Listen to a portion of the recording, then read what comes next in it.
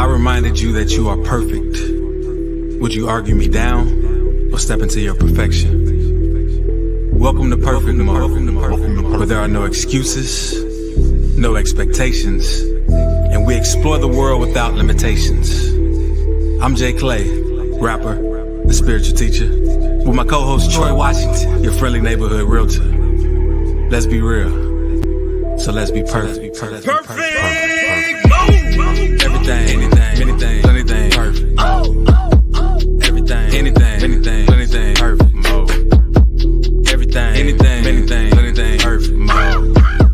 Everything, anything, anything, anything, perfect mode. Perfect mode, perfect mode, perfect mode, perfect mode, perfect mode, perfect mode, perfect mode, everything, anything, anything, anything, perfect mode, perfect mode, everything, anything, anything, anything, perfect mode.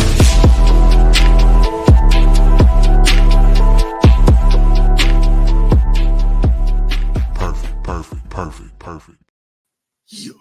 Yo, what up? Welcome to Perfect Mode. Welcome to Perfect Mode. First off, let me start by saying we love y'all. We're grateful for the opportunity to be anywhere, sharing our thoughts, hopefully helping you realize that you are perfect. And the reason why I can say that unapologetically is because I know that you are one of one, numero uno. You cannot be replicated, duplicated, however you want to say it. You are you. And the only reason that you think that you're not perfect is if you're looking at this person next to you and saying, I'm not them. But guess what? You are you, and that's all you need. And of course, it's yours truly, Troy Washington, your friendly neighborhood realtor. And I have my boy JClay, spiritual rapper and teacher. And we're about to get on here and talk about expanding what you think is possible. Expanding what you think is possible. What up, Jay? What up? Happy day, happy perfect day to all my people in perfect land doing the perfect thing, always at the perfect place at the perfect time. Appreciate y'all joining us on this day. And yeah, man, I want to start off by saying, again, this is an open forum. So if you ever got wisdom to share with the crowd, we're going to read it to the people, share it out there. And don't forget, we do our water fast every Monday.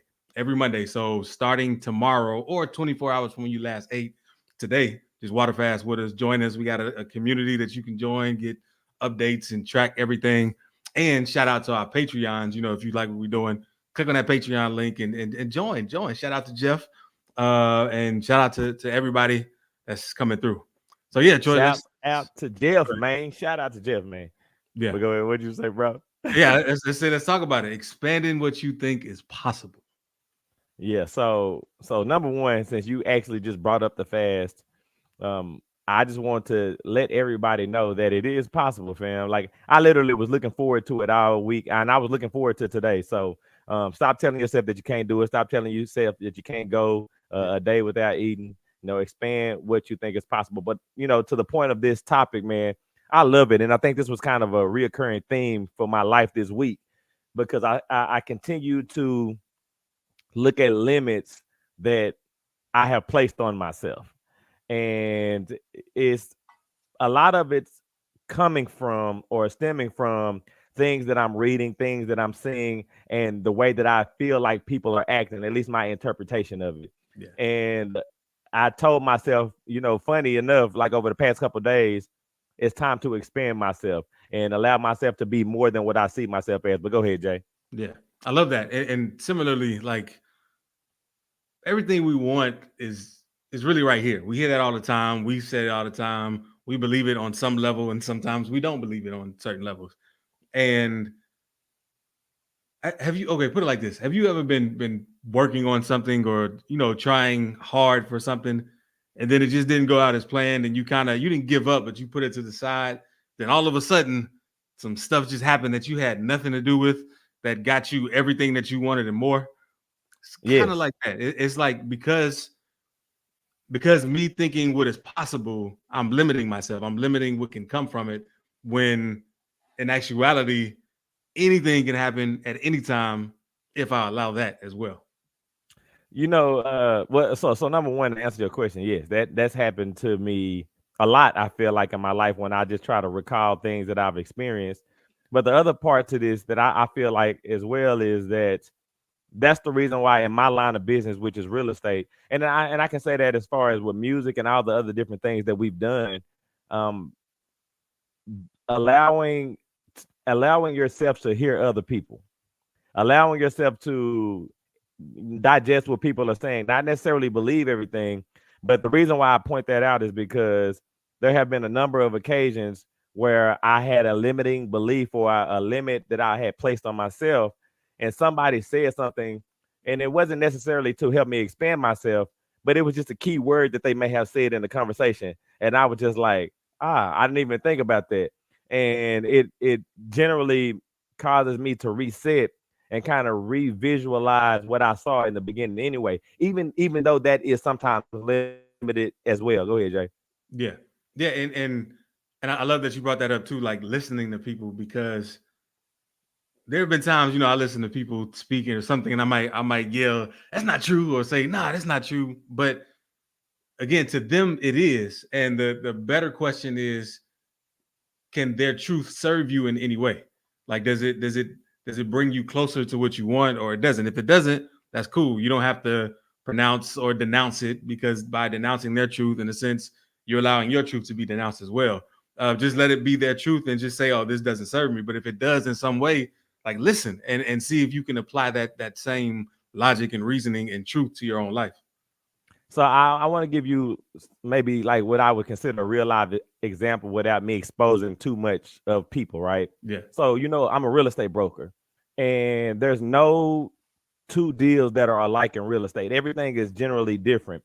And it's easy to, depending on how much real estate that you've done, it's easy to go into deals kind of pessimistic if they kind of start off to a rocky start. And so a lot of times in real estate deals, when I first start, I kind of have to meditate on it before I get really into the deal, because I understand the dynamic by which something started has already programmed me into believing it's going to turn out a certain way.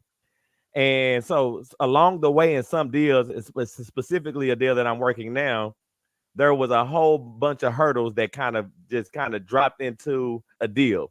And so the very first thing that I thought to myself was, this is not going to work. Now, I do not like that thought process myself. So I recognize it fast, right? When I first think these things, I'll be like, And so now there is a internal battle that I continuously have trying to make myself see outside of the boundary that I set. Now, this is the beautiful part about it, right? And me saying something's not going to work out, me challenging myself and saying, no, something's going to come up, allowed me to be open to words that other people said, which is the example that I just gave. Yeah. And so I opened myself up to say, how can this happen? How can this be worked out? How can this be fixed? And talking to my client set a set of parameters around that I didn't even realize that I had. He was like, well, young fella, look at this. This is what I'm working with. And nothing is an end all be all for me. So when he said that, it allowed my mind to be more creative. It allowed me to be like, oh, okay, cool. And so he said, now with what I've given you, go ahead and be creative and create what you feel like is going to work. Now, the funny thing about it is now the deal is on, because I was able to come up with what I felt like was a solution that wasn't even a solution in my head based off of what he told me. And, I use real estate as an example, but this has happened many times over in a lot of situations where I didn't have the answer, but my answer was, the only answers that I had were set within the boundary that I had set for myself, and I didn't allow myself to think outside of that. Go ahead, Jay. Yeah. So, quick question, because I don't want to gloss over what you said, because I feel like that might be the most important thing. You said you allow yourself to meditate on it. Like, is that before? Is it during? Like, is it when you catch yourself? And what does that entail, like, when you meditate on it? So it's really along the entire process. Again, that's the one thing. So number one, I do think that is a very, very, very important aspect of it. But I think the most important aspect of it for myself, at least, is I'm able to recognize it right when it happens. So as soon as I try to inflict a wound on myself, I immediately try to grab whatever I'm trying to inflict the wound with. So, like, just using a deal as an example, if somebody comes to me and says, this person's financing is not going to work, the very first thing that you would think as a real estate broker or a realtor is this deal is going to fall apart because they can't get the money, right? So when I tell myself this deal is going to fall apart because they can't get the money, I immediately say, how do I know that they can't get the money? Just because there's only one way that we've looked at. So Yeah. now it in turn says, okay, quit ending the deal before it's ended. It's not over yet.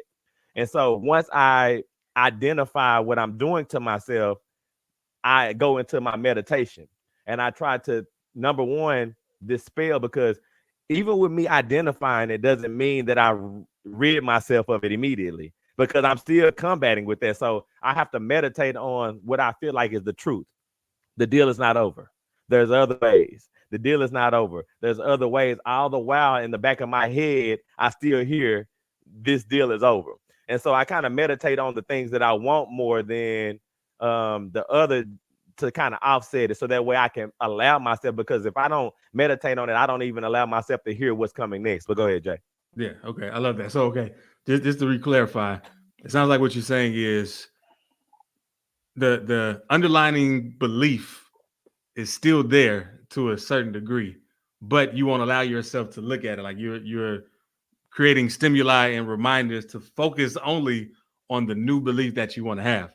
And Yeah. in doing that, like, if you could guess, when you honestly do it, like, is it 100% success rate? Is it a 50%? Like, is it tough? Because I know you do a lot of real estate deals, so I figure it's easier to ask in that lane than just general.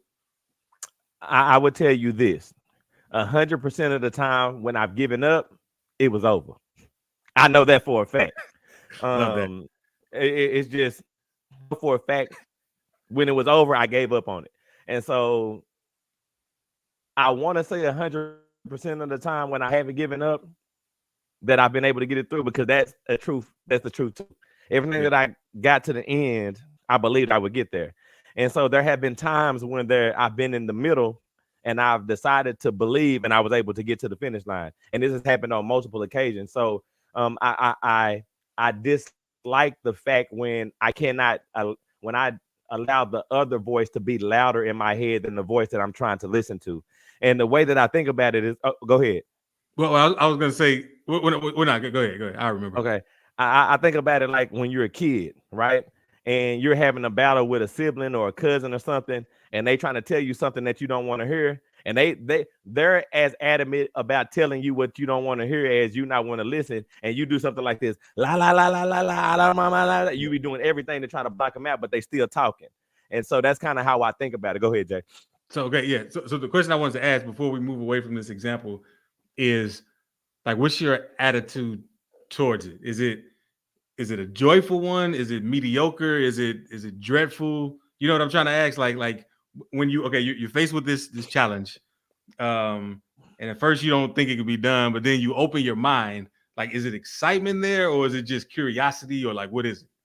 So I'm gonna answer this two ways. The first thing is there's love there. The reason why I say there's love there is because I love for myself when I allow myself an out in a way that I envision it. So I'm always full of joy. You know, it's not like I'm excited, I'm jumping around happy, but I'm proud of myself. You know what I mean? I'm like, okay, you didn't allow what you saw on the surface to dictate your actions. But on the flip side of it, I think that the love, and I didn't want to say this word, but I'm gonna say it now just so that way you can understand why I think the way that I think. Um, I hate it.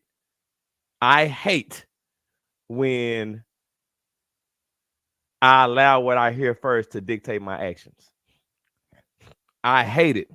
So whenever I'm able to, and this is only when I hear something that's going to dictate my actions in a way that's adverse to what I believe. Because things happen, like every deal that I go into, I believe I'm gonna help someone get a home, or I believe I'm gonna create the song that somebody wants.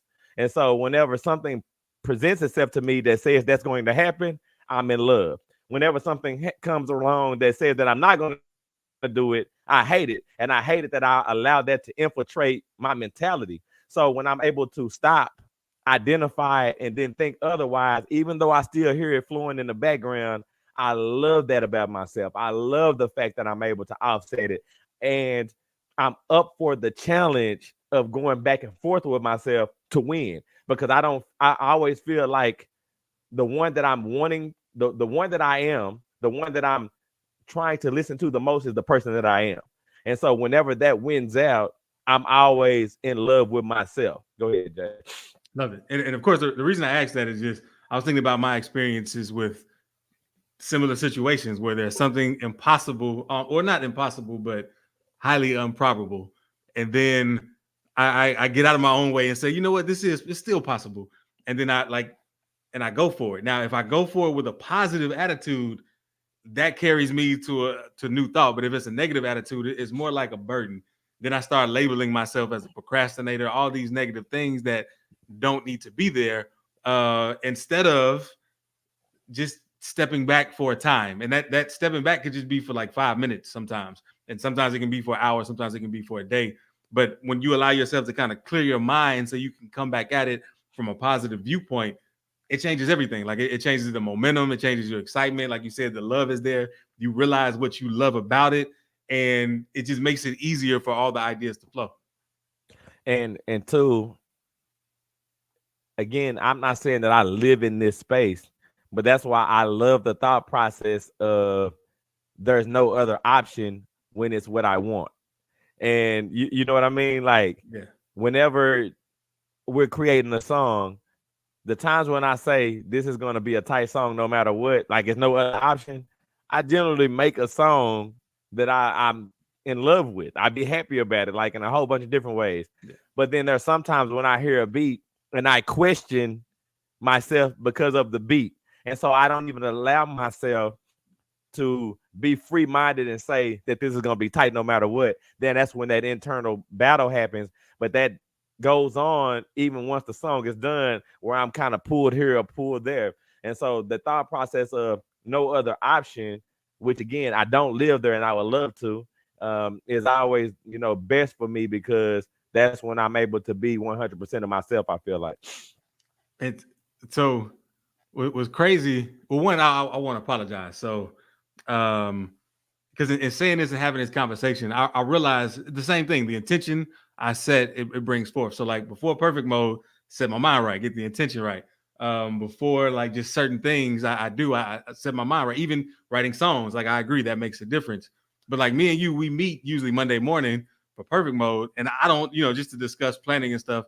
I don't always do that before the meeting, and I realized the difference in if I were to and if I wasn't, how the ideas get to flowing. And so that's more of a reminder to myself too, like why not apply this to everything you do that you have an intention for. Make sure you get your mind right and align with that intention before moving forward with it. Okay, so I'm going to give you a little game too, for as far as my life concerning outside of everything that we're doing. Even though you are a part of my real estate business, for everybody that don't know, this dude has moved me in different ways when it comes to real estate. That he don't even do real estate, but that's just neither here nor there. But I don't know if you've been listening in the news or you seen anything. I ain't gonna say listen in the news, but you seen anything about the lawsuit that's been happening in the real estate world, where so there's this big, I'm not gonna go all into it, but there's this big deal that's going on that's supposed to, change the entire real estate world coming in June and July. Now, the funny thing about it is, at first thought, I can see how a bunch of realtors are taken aback by it, because it is really a big shift in what's going on and how we do our business. So even so much so that, some of my agents have reached out to me and was like, Troy, what are your thoughts on it? And now the thing is, I go back, I foresaw this coming. So at the time when I started to foresee this coming, I changed my mind back then. Right now, that doesn't mean that there's not work for me to do in the process of going forward once, everything shifts. But I changed my mind then, and now it's left me open to seeing different avenues or trying to find a different pathway within what we're doing to continue to be successful. Now, with that being said, I understand, like I said, why so many people are taking it back, because expanding your mind to what you think is possible is difficult when you have no clue of what the landscape is truly going to look like. And I know it's kind of hard for me to explain what I'm saying, but just to kind of give you an example of how my business works. Generally, in a deal, you go into a real estate deal. I work for a seller or I work for a buyer, and then the seller will pay me a commission that I negotiate from the seller, and then of my commission, I will negotiate with the buyer with the buying agent who brings me a buyer that's ready, willing, and able to purchase my property, and I will negotiate how much I will pay them. Well, now that's going to change. So sellers would generally give a certain percentage, around a certain percentage. Now they're just pretty much cutting that out in a sense, right?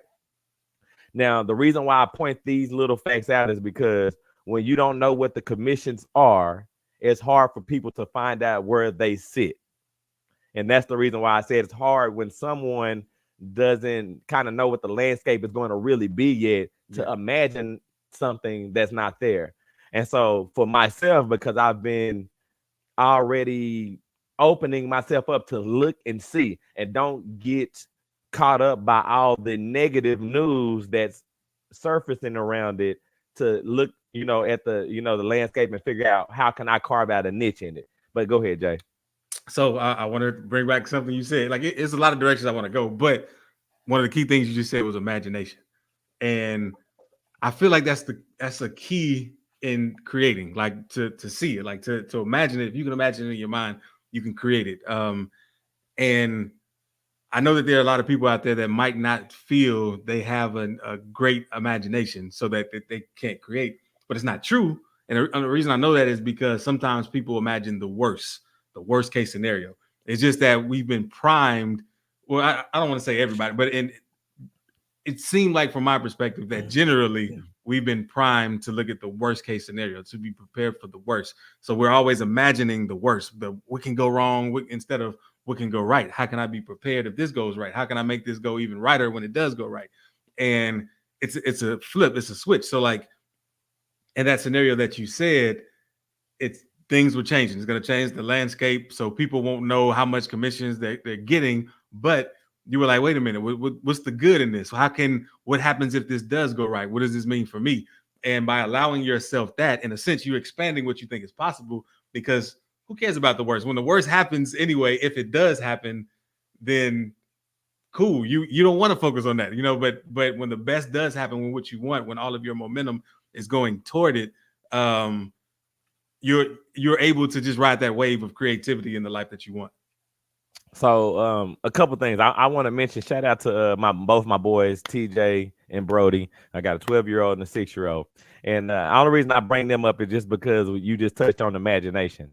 And funny enough, this morning I got up. My wife is out of town right now, so it's just me and the boys. So this morning I got up and I fixed them breakfast. And while I was fixing breakfast, Brody was like, Dad, man, let me tell you about my dream, man. So I was like, okay, cool. So he told me about his dream. He's like, man, I was playing basketball, and then I passed it to McCray, and then he shot it, then he missed it, then I got it, and then I did the layup, and then it went off the rim, but I got it, and I made it, and we won the game, right? So he tells me this story. Yeah. And literally this morning when I was talking to him, I was like, man, I like that. I said, you do know that everything that you dream, you can make true, especially if it's something that you want. And that just came to my head because that was literally a conversation this morning. But back to your point that you were making about people that think that they don't have an imagination is not true. But the other part I want to expound on, when you said we always think about the negative, I want to say that we always think about the positive and negative, but we only recognize or highlight the negative. And the reason why I say that is because we imagine everything we do before we do it. I mean, literally every single thing. When you say I'm thirsty, you have a picture of your mind going to go get your water or whatever you drink. You also have an imagination of how good. Like I've heard people say when they get their food, this is going to be so good. How do you know it's going to be so good? Because you've already imagined yourself eating it and what it's going to taste like and how it's going to smell. And so you are professionals at imagining things. You are professionals at seeing things before they happen. Like we do it all day. Even when it comes to planning your day for tomorrow. Like when you go to sleep tomorrow, my wife does it all the time. I've heard her do it. I've heard other people do it. Like when she say it's time for me to go to sleep, she imagines what her next day. Oh, I got to get up in the morning. I got to do it. Like you go through this entire process. And so what I would say is challenge yourself to highlight all the positive things that you imagine, so that way you can see how great of an imagination you have. Because the reality of it is you can say that you're going to go get a drink of water, but you don't really know what's going to happen along the pathway. When I'm walking to the kitchen, I can stub my toe, and I never thought that was going to happen because I didn't foresee it. So use your imagination to benefit you and show yourself how great you are at doing it. Go ahead, Jay. Yeah, there was this thing on social media that I saw a few months ago that was talking about the levels of imaginative visualization. Like it had like numbers 1 through 5, and it said like show the apple, how you can see a clear apple was number 5, and then number 1 was like maybe it's blurry, because some people were saying that they can't imagine. But to your point, like memories are imagination, because a memory is not happening right now. Like if you have that memory, if you remember anything, you're using imagination. Now it might not look the same. Like the way they use their imagination might not be the exact same. It might not be very visual. It could be audible. It could be so many different things, but you have it. And I want to make sure that everybody knows that, like, if you can remember anything, you are imagining it, because it's not happening now. So you have to imagine it to have had it happen. And I want to add to that again, because we're talking about expanding what you think, and we're really trying to hammer home how great, how powerful your mind is, number one. But just another example, and I don't want anybody to confuse this with anticipation, because anticipation is a part of this, but it's also imagination. Yeah. When you're in front of somebody, and the reason why I say anticipation, because you can feel like because you've been around somebody already, you kind of know what they're going to do or what they're going to say. But you've been around somebody and they've been talking, and you thought that you could finish their words. You thought that you could, and have been wrong. But in that split moment, when you're anticipating, not only anticipating, but imagining what they're going to say, seeing what their lips are going to say, that just shows you how powerful your imagination can be. Because there's been times, I know for myself, and people have done it to me, literally. This is the funny part. But it's been times where they were saying a word, and then my mouth started to say the word, and they said something completely different. But my mouth was moving like I imagined their mouth was going to move, and it's crazy. But you have a tool that has seen and experienced millions of things that you don't even recognize, and that engine is continuously pumping over and over again. So what you even think that you can imagine is less than what you really can imagine until you open yourself up to it. Go ahead, Jay. Yeah.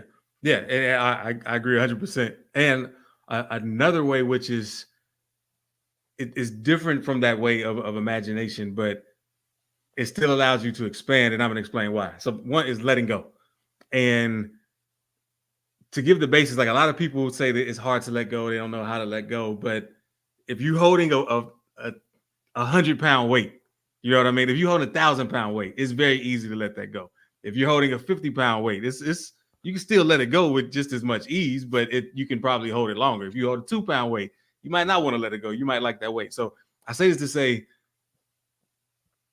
imaginations or anticipations or like things that you have fear about are the same way. Like you can let those go at any moment by just letting it go, just not even giving any mental capacity to it. You can think about something else. You can do something else. You can do something to occupy your time where you're not thinking good or bad. You're just kind of in the moment. And by doing that, you allow circumstances to happen. You allow circumstances to not be micromanaged, because you know how it feels to be micromanaged. When you're micromanaged, you don't want to do the work. You're like, why are you watching me? Why are you watching this? And sometimes when we want a certain outcome, we can be micromanaging reality. But by letting that go, things will most likely happen in the way that you want or better than you want. And then you can expand your mind, because you say, oh, I didn't know that was possible. I didn't even know that this can be done without me micromanaging the growth of a flower or whatever it is you're trying to do. And so just remember to let go. Like when all else fails, let go. So I want to add prayer into this, which some might consider to be meditation. And literally, you know, I had a deep conversation with my bros about this past week, and I kind of explained to them, you know, about me. At some point, I said, okay, I want to have 10 agents on my team, right? And I got it. It ended up happening to me, right? And I don't want to say that I did anything strenuous for it to happen besides be me and believe in the. I believe I did never think that it wasn't gonna happen. I'll say that, right? And so, you know, I set a new goal and I said, okay, 17. This is what I have that I have in my mind. But the key to this is the pathway by which I was going to go about getting them. I got more specific in my prayer. This goes back to you being intentional in our meetings on Mondays or intentional in all things. So I thought to myself, okay, I said, okay, cool. I want 17 people to work with me, 17 partners, but what do they really look like? How did they really come? How do I started to think about the details of what that truly consisted of, how they performed, you know, where they came from, what I had to do to recruit them. And I literally, and you can say, like I said, you can say it's meditation, you can say it's prayer. I specifically said a prayer tied to that specifically. And lo and behold, this was what's funny about it. The very next day, somebody called me. Not that I recruited, not that somebody that I spoke to before, but I never put any effort into recruiting them.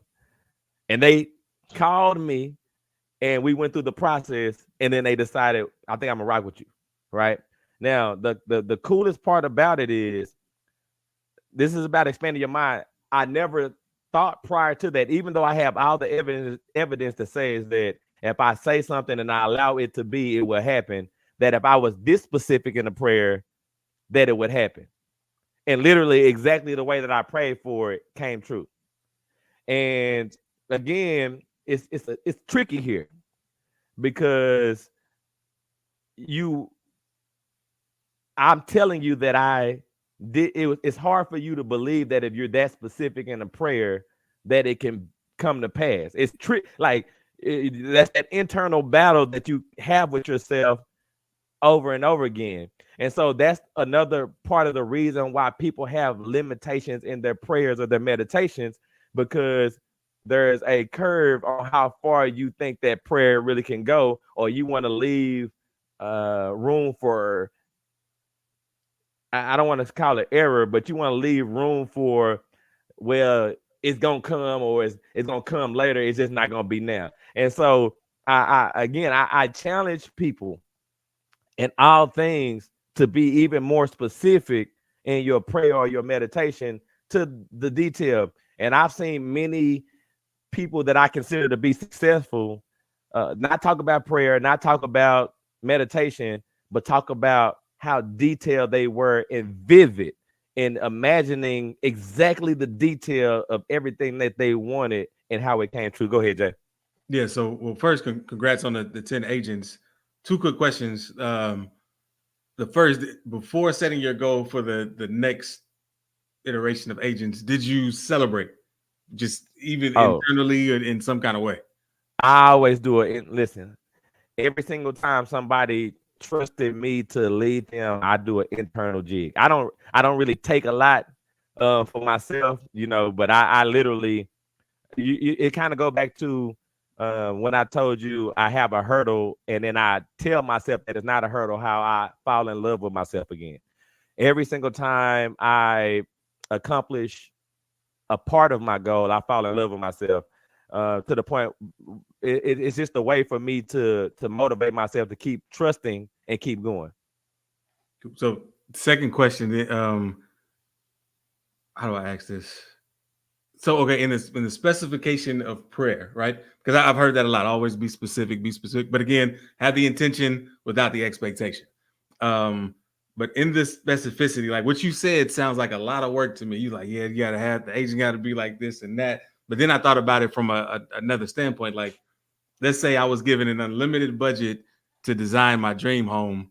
That's not going to be a lot of work for me because it's more fun. So my question to you is, in you designing your agents or your practice like that, did it seem like work to you, or was it one of the easiest things to do? So I'm going to show you how what they say, hindsight is 2020. So number one, I'm going to tell you, to answer your question short, it's not a lot of work. And the reason why I say that is because it's only work if you already don't know what you want. But the reality of it is, you already know what you want. Once you, again, this is just me. Once you've decided the path that you want to follow, you already know we talking about our imagination. So when I said I'm going to go get a cup of water, like I don't, it's my subconscious mind is running. So I literally know the pathway. I know I'm gonna get up from my computer. I'm gonna walk around my bed. I'm gonna go into the kitchen. I'm gonna go grab my cup. I'm gonna get the machine. I'm gonna pull the handle down. I'm gonna put I know what it looks like. Now, again, there are things that are gonna come up along the way that I maybe couldn't foresee. But generally, the entire detail of it, I've already kind of felt. I've kind of lived it. And so when I decided that I wanted 10 agents, I also knew what I wanted the agents to do. I also knew how successful I wanted them to be. I also knew how many houses I wanted them to sell. I also knew how happy I wanted them to be. Like, these are things that I envisioned, because I never thought that I wanted to have 10 agents that were going to be mad every day. I never thought that, not one time. Now, I didn't have to verbalize that, because in my mind, I kind of already foresaw what I wanted it to be. And so because I did that, me not taking the time to really meditate on it, even though I already knew what it was, it ends up being more of a job in hindsight, because now I can look back and say, well, if that's what I really wanted, why didn't I ask for it? And so I think that when I was working at CarMax, I used to work at CarMax for 5 years, man. And my boss had a saying that was wrote up on the board. And he said, it takes double work to do something right the second time. And essentially he was saying, you already know what you want, just do it right the first time. Yeah. And for me, again, it's not something that always hits, but when it hits, right? And so, for me, I just, like I said, to answer it, it's not a lot of work, because I already knew. The problem was I didn't love myself enough to take the time to really think it through. I love that. And it makes me think of the specificity of things. Like, sometimes, one, you got to be real with yourself. Like, do I even feel I'm worthy of this? Which is a different question in itself. But again, we are all worthy of all things. So it's important that we remember that, which is one of the bases of perfect mode, just to remember we are perfect and worthy of all. Like, there's nothing we aren't worthy of. And yeah, like that's when crafting out what I want, like, that's one of the first hurdles. Is like, okay, I want this, but can I get that? What does this mean? Does this mean this? Does this mean that? And to what it sounds like you're saying, and what I agree with, is don't worry about all that. Just focus on what you want. Don't get into what it looks like. You get into what it looks like for what you want it to look like. Don't get into what it could mean to others or any other things, because I feel that's when we limit ourselves, and then we limit our prayer, and then it's like, why do we even pray? Because we don't believe it anyway. So it's two things, yeah, and that's exactly what I'm saying. Like, but two things about what you're saying. So I want to touch on worthy, and then I also want to touch on timing, right? Like, something, again, this is not for everybody, just for me. Something feels like work when I don't feel like I have time for it.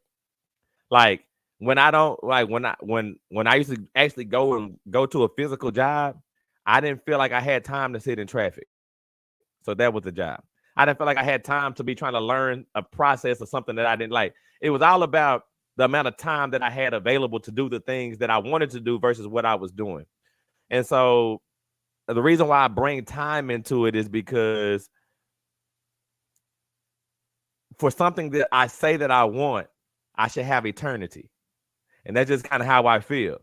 And, if you have eternity, then it's no longer any work in it because it's something that I would like to do, and it's going to bring me to love over and over again for forever. Now, again, I'm gonna go back to a customer that I have, right? Now, mind you, my job is to help people find houses or help people sell houses, right? That's a part of my career. That's what I do for a living. And I also will tout to you that I love to do it. And I tell you all the time, I love helping people find houses. You know, this is what I'm going to do. So I have a client who's 84 years old. Now, you would think that I'm ecstatic that he's hired me to help him find a home. But he's also operating on a different timeline than I would, not just me, but most people would want to operate with when you're trying to help somebody do something that you have experienced that it can happen faster, or you have seen it happen faster, or all of these different variables that come into play. So I have to reset myself and say, whenever I go to work with this person, I love my job. This is what I want to do. And every time I help somebody accomplish this, it brings me a level of love that I've been looking for. So I'm going to show you what I did just recently. I take this person to a house, and now I've reset my mind to realize that what am I in a rush for? Right? And so literally I get to this house and I walk around this house step by, I'm talking about when I say 1 foot in front of the other, and as slow as I possibly can walk around this house. And it probably takes me probably an hour and a half to walk around this whole house. Now, the reason why I do it is because he's looking at this house and he's going to take his time looking at the house, which generally most people don't look at a house that long. But to reset myself, I said, you know what?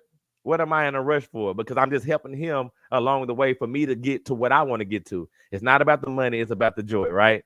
And so I take an hour and a half walking around this house, and by the time I'm done, he only has a little bit left. Now, here's the beautiful part of it. I'm not frustrated about time anymore. Now, number two, I know every detail of this house, which in turn makes my job even better or even easier. And it just changes the whole dynamic of it. And then eventually what ends up happening, he likes the house, we get it under contract, and now we headed toward the finish line. But again, there's a shift in how I move because I realize, what am I concerned with time about when this is what I want to do? Go ahead, Jay. Yeah. That time thing, that being in a rush is a good question to ask. Like, why are you in a hurry? Because if it's what you love to do, like, you should be in it. And I love that because you recognize that it's in something that you love to do. Like, I've done that plenty of times where in something that I say I love, I'm rushing.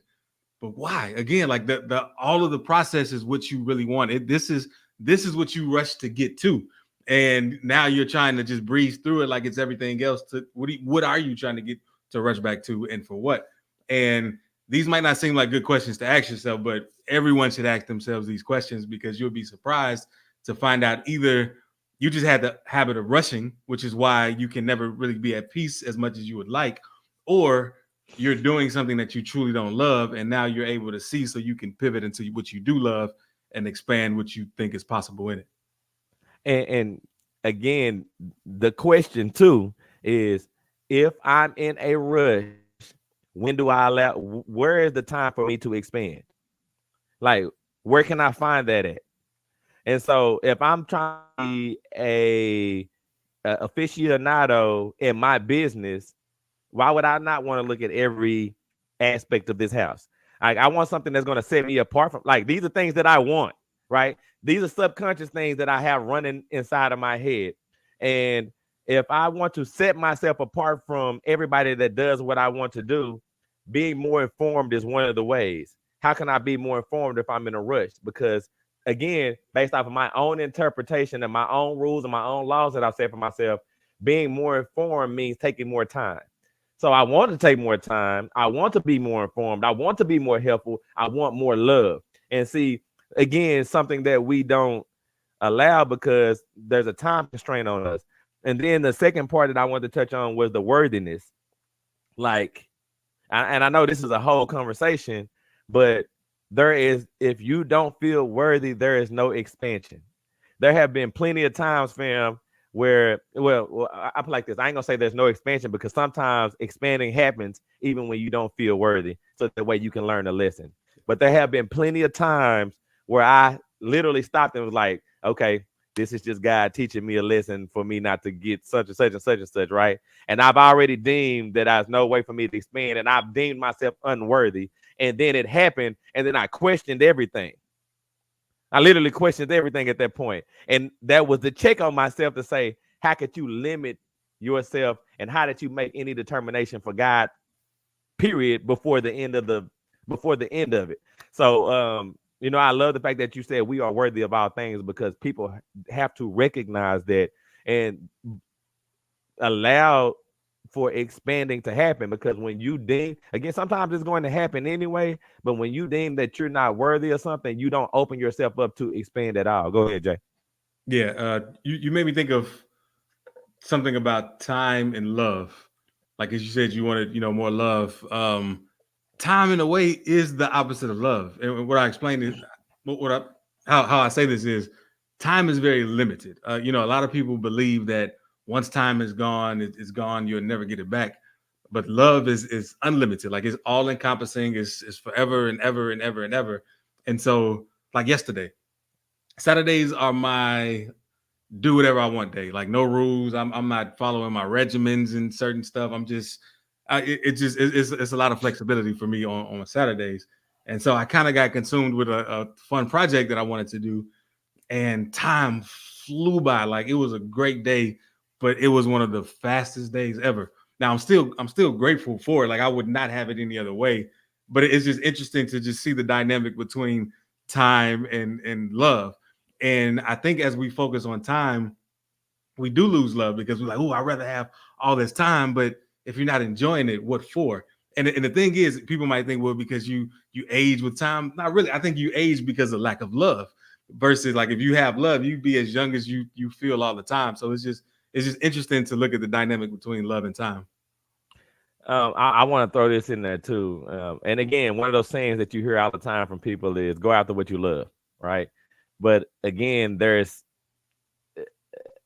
so number one, I'm in 100% agreement with your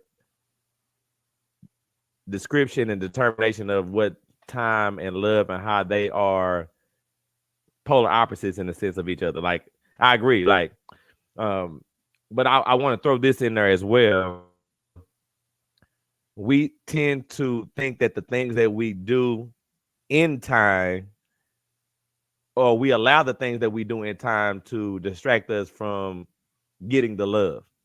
And so I promote everybody, and I know it might sound weird, and I don't know how it sounds to people when I say I fall in love with myself over and over again. Like, I want everybody to understand that you should be falling in love with yourself over and over again.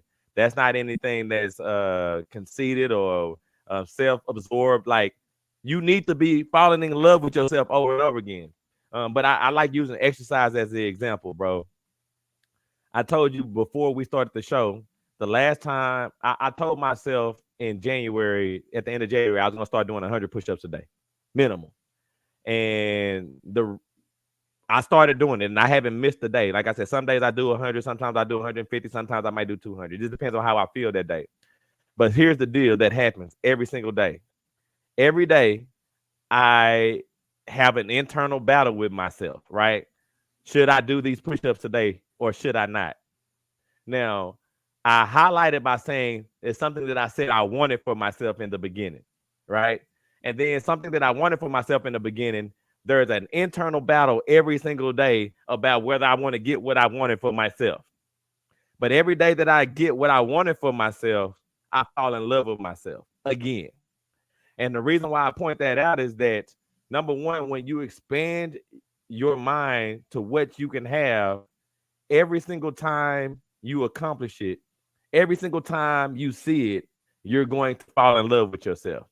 Every single day that I tell myself that I can't do it or it's hard and I complete it, there is an amount of joy that I feel. It's not even about the outcome of my body. It's just the simple fact that I've set and expanded what I thought that I could do for myself, and I do it. It's the same thing when we come off of a fast.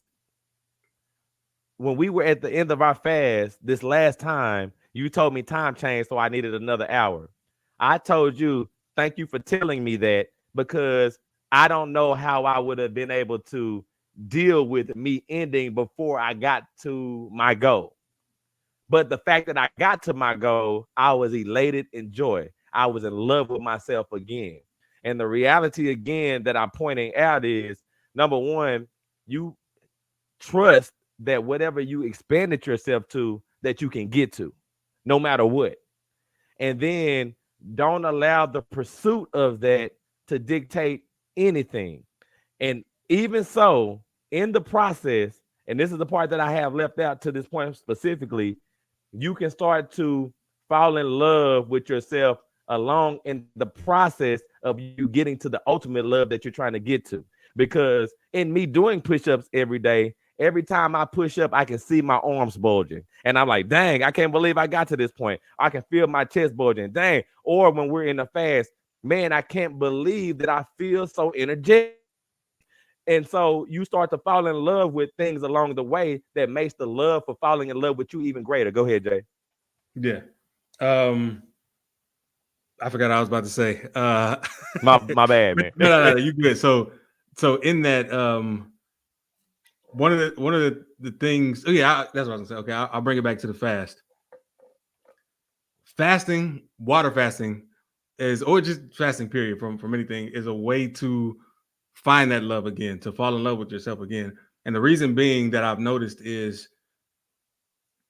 the last fast we did, the last 4-day fast we did, that fourth day, it was new territory to me, and it was a little different. I didn't know what to expect or anything, but I didn't want to have any expectations for it. But I would, even though I wanted to eat, I would kind of go into these little projects or these little activities or these little curiosities that I followed, and then I would follow it to its end, and I'll look up, another few hours passed, but it was a fun, quick hours, like time flew by. So it was like, oh, my fast is almost done. Yes, I could eat right now, but I still got 6 more hours.